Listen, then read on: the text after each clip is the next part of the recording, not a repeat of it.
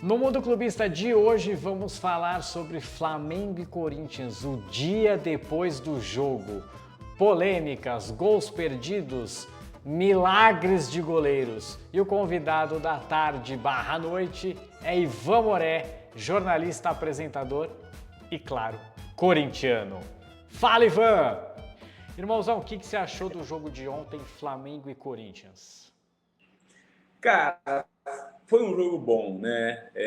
Eu fiquei um pouco decepcionado com a maneira como o Ramon Dias escalou o time ontem, porque o Corinthians é uma equipe que atua muito bem, a gente percebeu com essa cara do Ramon Dias, ou com 3 zagueiros ou com 3 volantes, né? E não foi nenhum dos esquemas táticos que o Ramon Dias colocou em campo ontem para enfrentar um time forte como o Flamengo, que entrou em campo com uma outra pegada, com um ânimo extra por conta do novo comando do Felipe Luiz, que empoderou Gabigol, que mexeu na zaga e que tinha um relacionamento muito forte com todos os jogadores e vendo um bom trabalho realizado no Sub-20. Então, quando você para e pensa que o Corinthians ontem entra com 2 zagueiros, com 2 homens de meio campo, como Garro e Coronado, que não tem por características marcar, e com 2 homens de ataque, o Romero, que acho que está muito bem, e o Héctor Hernandes, que ainda não pegou o ritmo que precisa no futebol brasileiro, eu achei que essa escalação deixou o Corinthians muito acuado, sabe? Fez com que o Flamengo fosse com tudo para cima. E o resultado, de certa forma, 1-0, levando em conta tudo que o jogo proporcionou ontem, todos os lances, as situações de perigo de gol, fez com que o protagonista do Corinthians fosse o Hugo Souza, né? Eu estava vendo que o Corinthians vai ter que pagar R$500 mil por conta da atuação do Hugo Souza ao Flamengo, né? O jogador ainda pertence ao Flamengo. E levando em conta esse valor, das 7 defesas que ele fez ontem, 4 foram defesas difíceis. Então a gente fez uma conta como se o Corinthians ontem pagasse R$71 mil por defesa, né? Então, custou caro? Custou barato? Para ser bem sincero, eu acho que ficou barato, levando em conta as chances criadas pelo Corinthians e a possibilidade do time reverter no jogo de volta em casa. Então, assim, foi um jogo... E que detalhe, né, cara? Jogar contra times como, por exemplo, o Corinthians, se você não faz, em determinado momento você poderia tomar, né? O time perdeu 2 oportunidades claras, uma com o Hernandes, outra com o Romero que chutou na trave e uma bola que o Rossi já tinha passado e o Léo Pereira salvou. O Léo Pereira salvou um pouquinho antes da linha, né? Então poderia ter sido um resultado ainda melhor para o Corinthians, mas eu creio que 1-0 faz com que tudo esteja aberto, né? E você acha que em Itaquera, na volta, com aquele sentimento mordido com o lance do jogo que mudou a data, você acha que o Corinthians reverte? Você acha que o Corinthians atropela esse Flamengo? Você acha que vai para o pênalti? Eu acho assim, Mário, atropelar eu acho complexo, porque são 2 equipes de massa e para existir um atropelo precisa de fato acontecer uma superioridade absurda num dia específico, o que não é o caso. Então eu acredito que dentro de casa, e pelo que eu tenho notado recentemente, eu tive a oportunidade de ver o segundo jogo do Corinthians, fazia muito tempo que eu não ia na Arena, tempão, quase 1 ano. Eu tive a oportunidade de ver o último jogo, o segundo jogo do Corinthians contra o Fortaleza na Arena, e eu te confesso que já assisti a jogos no meio de torcida organizada, em lugares incríveis, mas parece que dessa vez o ambiente está diferente, cara, no Corinthians. Quando eu falo ambiente diferente, é assim, ó, dá para sentir presente no estádio a vibração, a força da torcida, né? O quanto os caras são assim, são comprometidos no momento em que o time está enfrentando uma dificuldade extrema, com um questionamento sobre gestão, um questionamento sobre o time do Campeonato Brasileiro, suspeitas e questionamentos sobre a situação do patrocínio, enfim, a torcida dá um show à parte. Então, eu acho que, até pelo fato de estarmos com o Flamengo engasgados de 2022, né, que é um time que recentemente, ao lado do Palmeiras, tem ganhado tudo, eu noto que é uma grande oportunidade para se fazer a festa e tirar o time de uma situação, porque eu acredito de verdade que se o Corinthians passar pelo Flamengo, as chances do título são maiores para o Corinthians, independentemente do rival do lado de lá. inclusive podendo ser o Atlético Mineiro, que é um time extremamente forte no papel, mas que no Campeonato Brasileiro tem deixado um pouco a desejar. Mas eu acredito que sim, dá para reverter fazendo placar, sabe? É óbvio que o regulamento da Copa ele facilita que existam um 1-0 ou um 2-1 e a decisão vá para os pênaltis, mas eu acredito que o Corinthians tem condições de passar direto. E eu ainda acredito que vai dar jogo, vai dar certo. Sobre as polêmicas de ontem, Ivan, o possível pênalti, aquela bola que bate no braço do Hector e o impedimento no gol do Gabigol. Tem gente brigando com a linha de impedimento hoje na internet. É que eu acho que o lance do Hector, de fato, eu não acredito que tenha sido pênalti. E quando você olha para a linha de impedimento do lance do Gabigol, muitas pessoas questionam o VAR no Brasil pela qualidade tecnológica, né? E ontem eu acho que ficou perceptível. De verdade, o ângulo de visão é ruim para você tomar uma decisão, né? É bem ruim. Agora, esse preciosismo que existe hoje em relação a centímetros, milímetros de braços, ele não facilita decisões no Brasil. Analisando friamente, o Gabigol estava impedido pelos milímetros que deu a sensação da linha vermelha estar traçada um pouco à frente, né? Mas eu acredito que nós precisamos do Brasil, quando a gente fala de polêmicas de VAR, cara, não dá, já passou do tempo, Mauro. O futebol brasileiro está sendo prejudicado, cara. Olha, a chegada do VAR, ela trouxe um coeficiente de imaturidade dos árbitros, de falta de preparação profissional, que está fazendo com que jogos tenham mais tempo que precisam ter, paralisações sejam muito grandes, interrupções sejam feitas de uma maneira imprudente.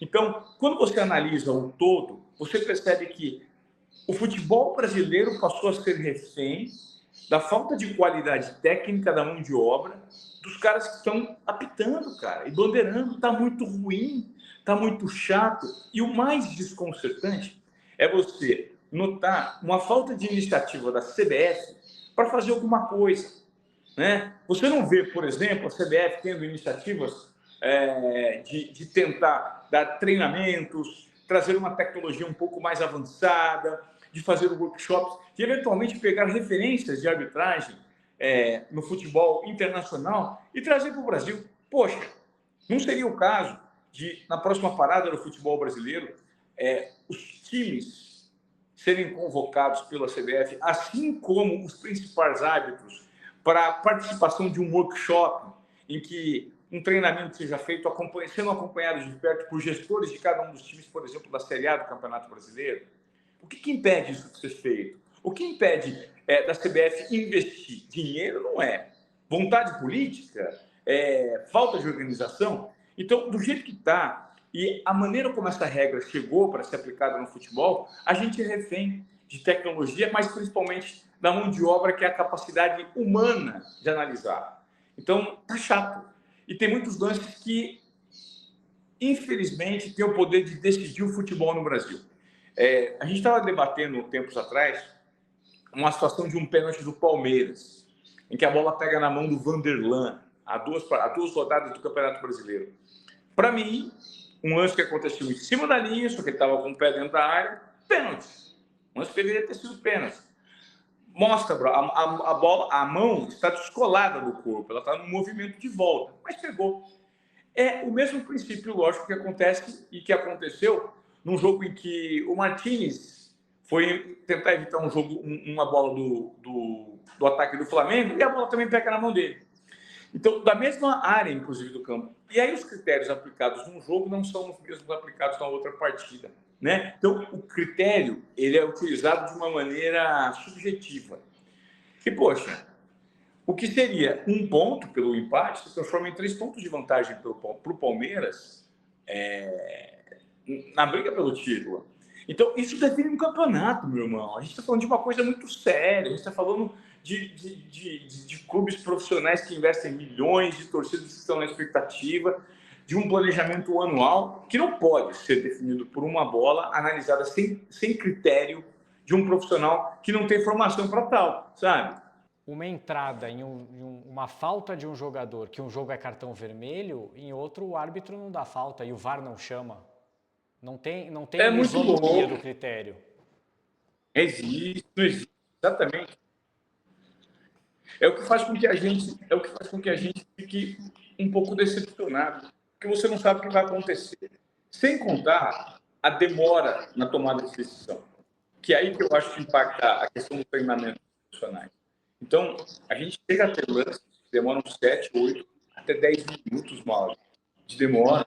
Você esfria os dois times, você deixa a torcida angustiada, você provoca uma ansiedade absurda. Cara, você quebra o ritmo do jogo. Isso não pode acontecer. Exato.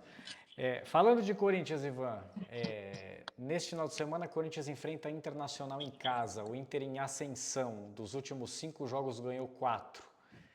Sua previsão para o jogo, o que esperar, torcida corintiana?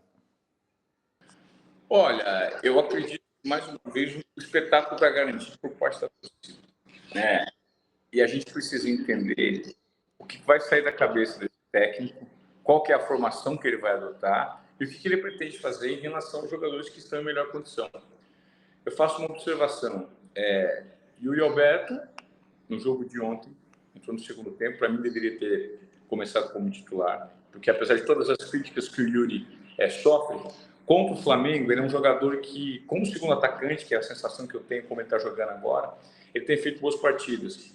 E o Alex Caride não pode sair do time, né? O peruano ontem entrou e deu uma outra dinâmica para o meio campo. É um jogador forte, que protege bem e tem uma tendência para jogar para frente. E a gente precisa reavaliar em que formação e de que maneira Coronado e Garro precisam se colocar em campo. Porque, de fato, são dois jogadores com nível, mas que juntos enfraquecem um pouco o setor de marcação. Então, assim, para você ter esses dois homens de meio campo, ou você precisa ter, logo na sequência, 3 volantes, né? Ou 3 zagueiros, para dar uma proteção maior para o time. Então, vamos tentar entender o que o Ramon Dias está planejando para esse jogo em casa. Mais uma vez, gosto muito da formação do Corinthians com 3 zagueiros, que os caras possam descer, os 2 alas laterais possam sair. Se bem que hoje a gente tem um grande problema de lateral, né? O Fagner já está veterano, a gente não nota uma referência de lateral esquerda, nem por conta do Hugo, nem pelo Matheus Bidu. Então, enfim, é um time que tem as suas vulnerabilidades, mas tem todas as condições de, com o espírito que entrou em campo nas últimas partidas dentro de casa, principalmente nos mata-matas, dá para fazer diferença. E você consegue prever um fim de ano do Corinthians? Eu sei que é um exercício difícil, mas sua expectativa de fim de ano? Rebaixamento, escapa de rebaixamento, belisca uma das Copas, belisca as duas, cai nas duas, faz um pai moré aí. Eu vou falar o seguinte, tá? Eu vou ser otimista. Durante o ano do Corinthians, em algumas oportunidades, eu cravei que o time cairia. Porque àquela altura, a gente não percebia um movimento,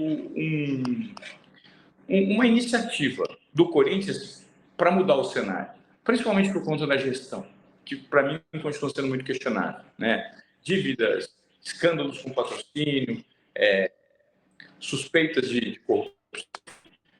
Mas, diante do recente movimento de um mês e meio atrás que o time fez em relação à chegada de alguns atletas, em relação a esse apoio da torcida, parece que o ambiente mudou. Então, eu acredito que o Corinthians vai conseguir escapar na zona de rebaixamento.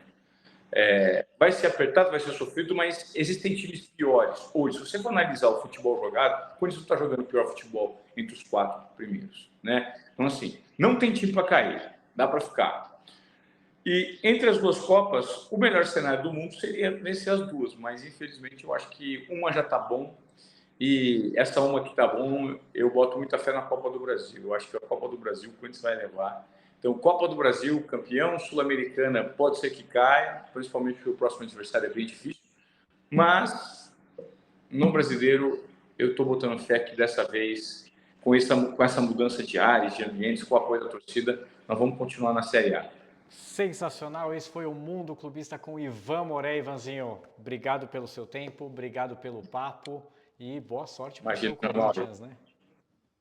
É isso, cara. Obrigado você pela oportunidade. Vamos para cima. Adorei a iniciativa e conte com a gente mais vezes, tá bom? Tamo junto, viva o clubismo, até a próxima, falou! Valeu, até a próxima.